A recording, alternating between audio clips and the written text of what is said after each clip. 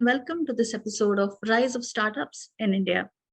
The Economic Survey of 2021-2022 states that there are 61,000 startups in India recognized by the Department for Promotion of Industry and Internal Trade. The survey is important because it is a benchmark and foreshadows the GDP projection and suggests the future steps for the economy. With 14,000 startups alone added in 2022 and most growth reported in the IT sector, we can assure that pandemic and the resulting digital transformation is a huge catalyst for the sector. Having said that, the startup ecosystem still needs strong support in terms of, say, partnerships from corporates, policy and regulation from the government, and infrastructure support, mentoring, funding, and these are just the few. So today we have with us Mr. Shresth Mishra, who's the co-founder of Simple Energy, and Mr. Vikas Bhosle, who's the CEO of Crayon Software Experts, Right. to tell the audience and drive the conversation as to how the factors have led to the rise in the number of startups in India. The unicorns and the funding are at the highest. How corporates and service solution providers can partner to give these startups an impetus in the growth phase and the course ahead. So without much ado, let's start the conversation by welcoming the two gentlemen. Welcome to this episode. Thank you, Vaishnavi. So much. Thank you, Vaishnavi. Nice to have you on board and thank you for taking time out. And let's start by understanding, Shresth, what are the factors resulting in a move towards entrepreneurship today and what makes for a successful tech startup? So, to people going towards startups or entrepreneurship is a result of the global phenomenon that has happened. VFCP companies like Tesla, companies like Rivian have paved the way for many other startups that they can actually compete with the existing players that have been there in the market for almost a century, and not just compete, but can outcompete them at points as well. The same is with the fintech startups when we talk about, let's say, the UPI market, which is the most prominent market in terms of payment, because I guess every small vendor to everyone who has a smartphone is using UPI in one format or the other to make payments. And the banks have been there for almost, I would say 50, 60 years, but still the UPI market is majorly covered by the startups. So stories like these have told people that they can also compete with the existing players that are there in the market, and there the opportunity is huge. India is a 1.4, 1.5 billion population country. The market is definitely huge, and by getting into entrepreneurship or even starting a small little business, you're not just making money for yourself, but you're enabling people to make money for them and for their families as well. So that's the thing that I believe that people have been getting into the startups ecosystem, and that has played a very prominent role in the Indian economy as well. In the past, I would say 7 to 8 years, we have seen a lot of companies getting started, building unicorns or some decacons as well. So that's definitely there, and exciting times ahead for all the sectors. Good. Now, these are the factors, and of course, there are unicorns in India and decacons, and we are seeing sonicorns going into that phase. What makes for a successful tech startup, according to you? So the most important thing is the team, because if you have the right set of people, then only you can achieve anything. And what do you want to solve? The most important thing that any startup or business that you build in this new age, it has to solve a problem. We see the classic example of Paytm, Zomato, Google Pay. Any of the startups that are there in the market for quite some time have been solving a problem. Same was with Uber in the European market when it started. So there needs to be a problem that you're trying to solve, and the technology adds to the complete system, because let's say 50 years or 20 years back then, we did not have internet connectivity as such as we have today, and the technology was not evolved as such as it is today. So all those things play a very important role. But the most important thing that I have realized in the past 5-6 years of my little experience I have, is that the team plays the most important role. If you have the right set of people, you can do anything you want to do. That's a wonderful insight, Shresth, and I agree with you. Though we can acknowledge the factors that are leading to the growth of startups, I'm sure there must be some challenges that you face in terms of, say, infrastructure, networking, or funding.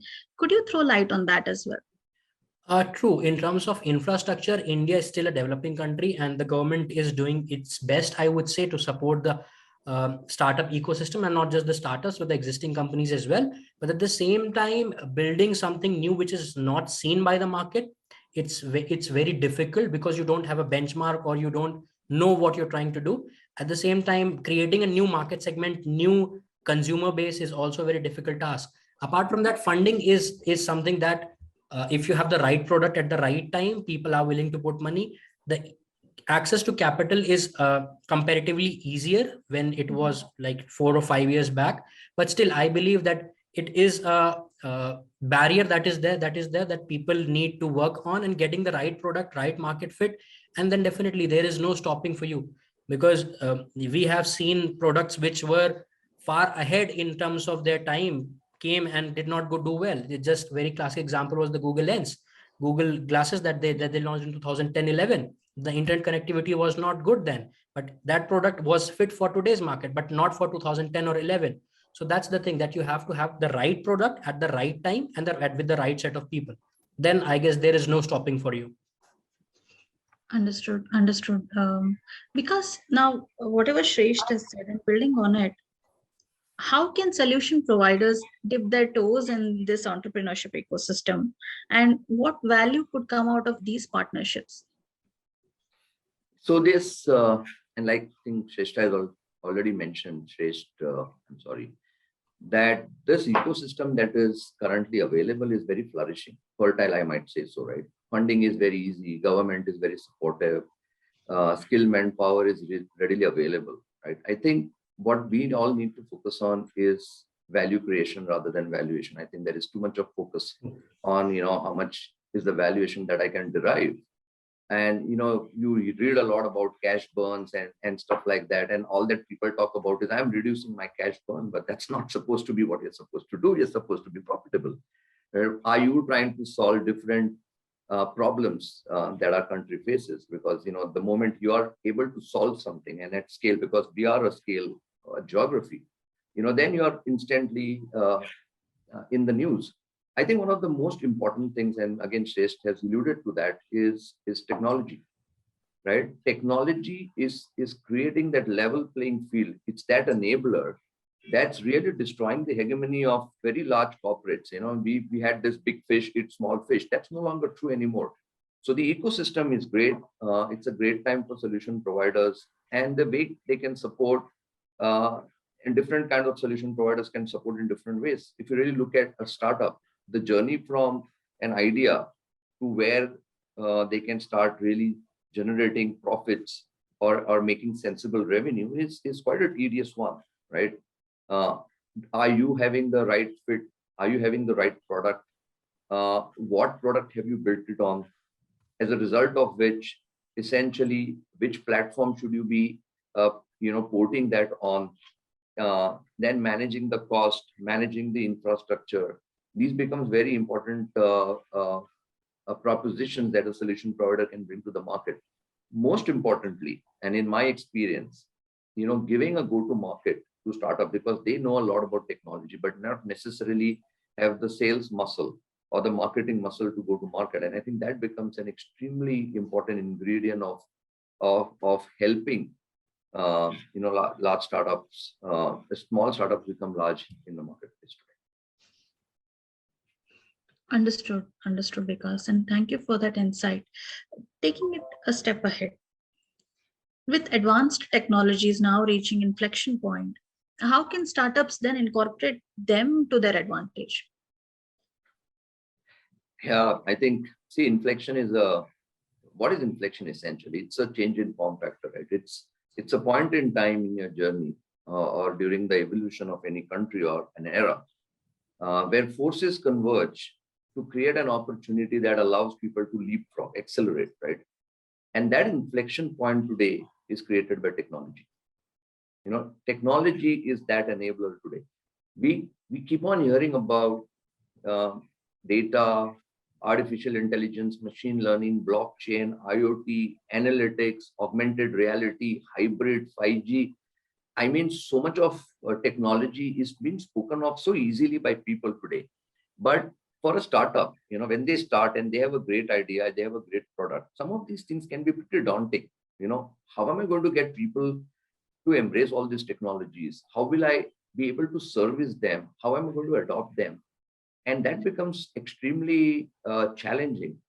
And for me, and I say this always, cloud is the thing that has completely democratized technology.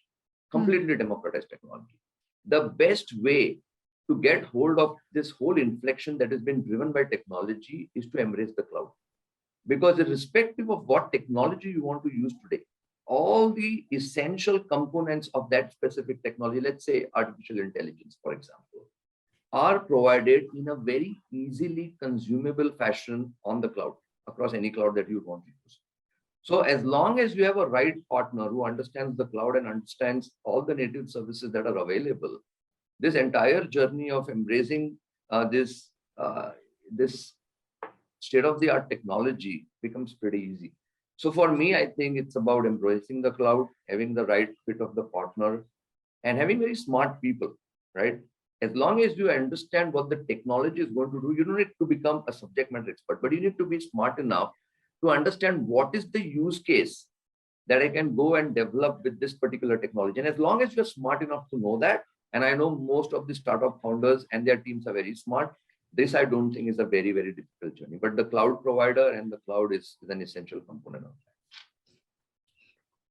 Yes, Vikas, and I completely agree with the point of cloud democratizing the whole ecosystem, and I have heard this before from you, and I completely agree on that point. Shresth and Vikas, both of you, this question applies to both of you, and I would like to hear your views on what support is necessary for startups in India to compete with some of the leading economies in the world. How we can generate these resourceful hubs which have backing from the government and corporates and solution providers that can today make startups economically viable entities. So the most important part that we have seen in the past as well, that people have been running behind valuations rather than creating the value. And that is something that we need to put out in the market very clear. And that has been told by the public market anyways, right? That valuations don't matter, the value creation or the profitability that your business is making matters the most. So that's the most important thing that people need to understand, that you cannot keep burning money from the investors to just to sustain or to build a company that is valuing at whatever $1 billion. So definitely valuation is a good thing, but at the same time, you have to be profitable at some point of time. And the companies have been there for almost a decade, a couple of decades, and still are burning investors' money. And when you go to the public market is completely different. And from the government perspective, I believe the government is doing pretty good. And it's just that when we go to our schools as well, you're told that you should do this, you'll be getting a good job. Nobody talks about somebody doing a business or being an entrepreneur. Because I was in this school and we had this thing where students used to come on the stage and on their birthdays and tell that I want to become this, I want to become that. And I just remember a single kid coming to the stage and saying that I want to become a businessman. And that's back in somewhere around 2006 or 7. And we laughed about it, ki yaar, ye to dukaan kholega, right? So that is the way people ridicule people when they talk about building a business. I'm talking about 2006-7. I'm sure that that's not the same case anymore. But still, entrepreneurship is something that is not taught to the students, and people are not very serious about it because they say, yeah, because it takes a lot of effort to go into a business and start something from scratch, build a team where you don't have a lot of money to pay salaries and to convince people to put money in your business or somebody to join in your business. So that's a difficult thing, and we need to talk about it on a regular basis, and not just in colleges or consortiums or maybe seminars, but in real life as well, where when we talk to our younger brothers, sisters, sons, daughters, everyone, we need to tell them that if you have an idea, if you think that you can do it, then you should do it. Failing and succeeding is something that's not in your hand, but putting in your effort is something that is in your hand, right? So that is something that we need to start doing as individuals, apart from the government or anybody, the colleges and everything. But as an individual, we need to teach not just students, everyone about it, because I don't believe that there is a right age or wrong age to start a business. We have seen KFC being started by 56, 57-year-old guy and building a business that's known across the globe. The same thing is about building the business. You can start a business at 15, 16 years of age as well. And you can start it as a 58, 59 years old gentleman as well. So that's the most important thing that we need to actually tell people, that building a business or talking about entrepreneurship is not something that that you should not think about. Because majorly I've seen in India, the biggest profession, I joke around a bit or with this, that the biggest profession in India is people say that I'm preparing for a government job. There's the limited number of jobs that are available from the government. Everybody cannot get a job, right? So somebody or some people have to think about creating job as well. You cannot just rely on the government or the private sector to give you jobs. Somebody has to go there and create jobs as well. So that's the most important thing that I believe that people should work upon. Apart from that, I believe the government is doing great. The existing big companies are also doing it. They are investing in new age startups, supporting them, incubating them, everything. So it's the right time to start a new thing in India. And but I believe on the common level, on the common man level or the layman level, we need to work a little bit more. Got your Yeah, point, Shresh. yeah. Taking off, I think it's covered most of the things. And what Shresh says, I already see that. See, social media has completely changed Mhm. the way businesses can be built today, right? Of course, this is has a major impetus from the government, because the whole digital push that's been done by the government in India is largely responsible. The proliferation of devices, the rise of social media, and all of that. So my daughter, all of 21, is already dabbling in two entrepreneurship projects. Okay, they are using Instagram for sales and marketing, zero cost, right? They are using these platforms for amplification, and they're doing collaborations with larger brands. And entrepreneurship is a lot more easier today than what it was earlier. But if you really look at how we can compete, I think the first thing is essentially this whole ecosystem that the government is building, whether it is the Startup India initiative, where the India ecosystem is able to collaborate with similar ecosystems in currently 15 countries like Sweden and UK and Singapore and all of those things, where you can cross-germinate thoughts, processes, ideas, and really learn from each other. So that becomes very important. This whole easy availability of capital, whether it is through fund of funds, whether it is seed funding that the government is doing, the protection of patents through your intellectual property protection, all this is giving a security to the ecosystem to flourish. And then if you are also making something like the e-marketplace available, where these startups can go and sell to the government, you are essentially creating an environment where you are providing the initial capital, you are providing ease of doing business, you are providing SOPs and tax holidays, you are creating compliance, you are creating governance facilities, you are creating a marketplace to sell. I think these are great initiatives that are necessary for any country to compete and be successful. And then on that, you add what Shresh was saying is about how we think ourselves, right? We think, we unfortunately or fortunately, we come from that mentality where we were serving the British. It's a little bit of, I will serve someone all the time rather than being an entrepreneur. It's a very colonial mindset that we all have. And I think it helps the entire community and the country if everyone thinks, a little differently from what we are doing, because the ecosystem is there to support. The ideas are there. These kids and the new age founders, pretty much like Shresh, have just terrific ideas. As long as you have the ecosystem, which is government, which is the service provider, which is the end customer, and which is the community at large, which is all of us. If you can all come together and create that positive impetus, I think we are going to be a very, very successful startup ecosystem in the world. Understood. And yes, I do agree with you. And as Shresh said, we should teach them young.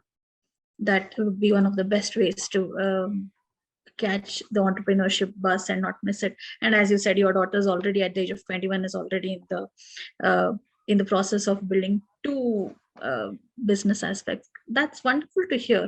And elaborating on the same, what do you foresee for the future of startup ecosystem in India, and where will it go? What is the bus that we should definitely not miss this time? Shresh, would you like to go first?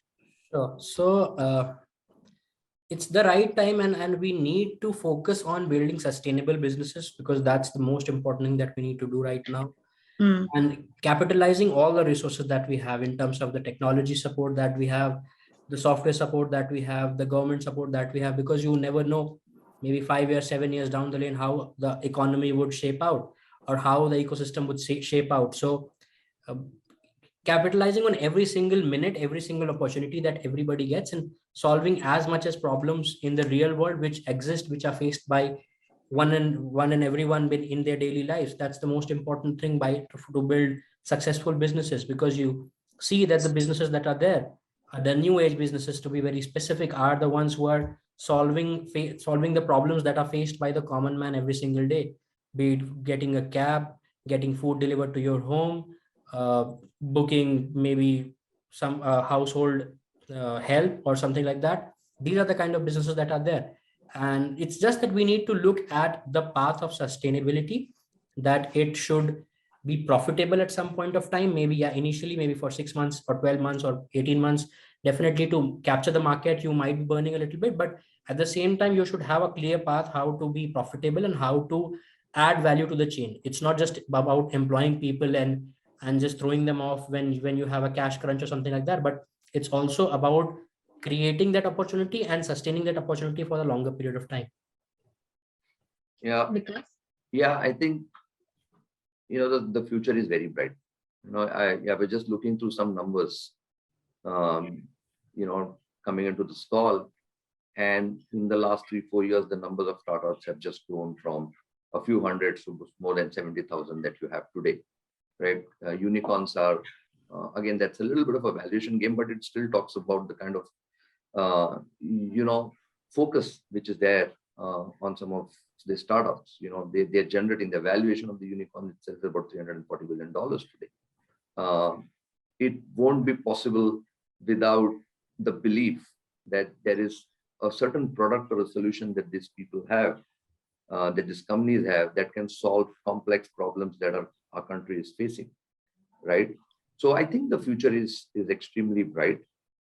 You are seeing startups mushrooming from not only the tier A cities and the metros, they are coming from tier 2, tier 3 Mufassil towns.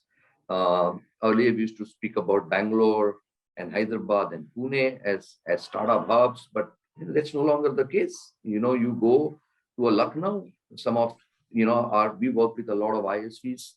A lot of ISVs are coming from Lucknow, for example. They are coming from Tirunelveli, for example. And, it is burgeoning this whole ecosystem. And I think it only spells good, not only for the Indian economy, but also for the global economy, because all of these companies have great ideas and great solutions. So all in all, I think this is a great time for the startup ecosystem. And I think the future is very, very promising. with this, we come to the end of the episode, and we gained some wonderful insights on the rise of startups in India. Thank you, Shresh, for telling us about what makes a successful tech startup and what are the challenges you faced in terms of, say, infrastructure, networking, and funding, and how resourceful hubs in India will make us equivalent with the leading economies in the world. And thank you, Vikas, for telling us about how solution providers can now dip their toes in this burgeoning ecosystem of entrepreneurship and what value could these partnerships bring to the table. This was a wonderful conversation. Thank you for taking time out. And I'll see you all in the next episode.